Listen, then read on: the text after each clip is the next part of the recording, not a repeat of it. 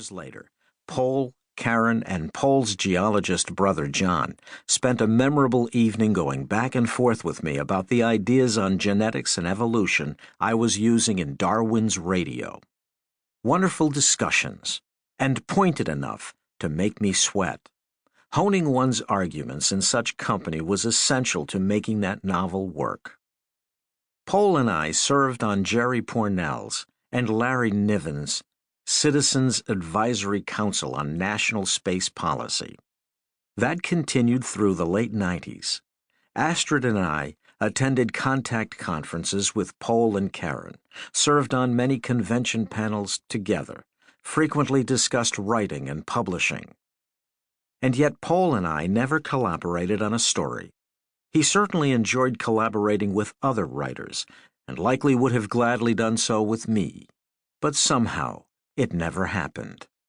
During the time it could have happened, Poul was producing some of his finest and most ambitious novels, and so perhaps it would have been impolite to interrupt that streak.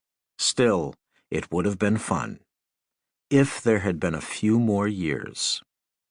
Yet in many ways, Poul did collaborate with me, at a fundamental level. The influence of his novels and stories has been immense since I was a young teenager. The Broken Sword strongly influenced my vision of the she in Songs of Earth and Power. Tau Zero was, in my estimation, one of the finest science fiction novels of the last half of the 20th century. And his personal influence, gently guiding but never admonishing, informative about both business and science, about science fiction, history, and the history of science fiction, was incalculable. Many writers find writing an arduous task. They'd rather do anything else except work for a living. But Poul genuinely enjoyed writing, sitting alone in his small office, meeting his characters once again, old friends, and continuing their stories.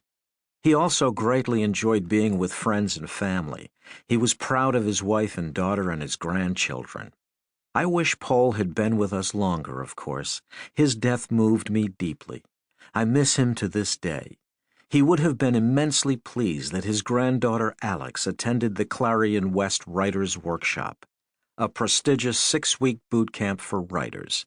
He would have been equally pleased that his grandson Eric is now writing scripts for comics and making more money on his first contracts than I did. And Poul would have been very proud indeed that Astrid has sold a mystery story to San Diego Noir, edited by Mary Elizabeth Hart, and is currently working on a novel with her collaborator, Diane Clark. For more than 20 years, I had pretty steady access to Poul Anderson.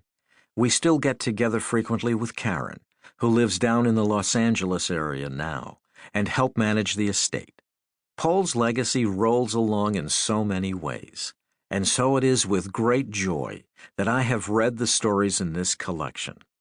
This book is something of a miracle, tribute and collaboration, festival and continuity, an amazing gathering of many of the finest science fiction and fantasy writers of our time, brave writers all, attempting the very difficult, if not the impossible job of writing a tale set in one of Poul Anderson's many worlds, and succeeding.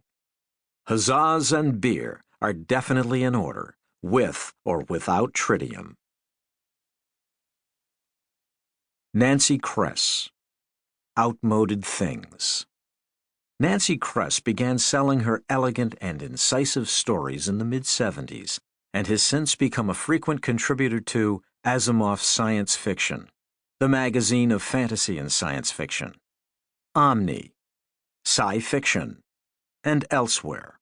Her books include the novel version of her Hugo and Nebula-winning story, Beggars in Spain, and a sequel, Beggars and Choosers, as well as The Prince of Morning Bells, The Golden Grove, The White Pipes, An Alien Light, Brain Rose, Oaths and Miracles, Stinger, Maximum Light, Crossfire, Nothing Human, The Flowers of Aulet Prison, Crucible, Dogs,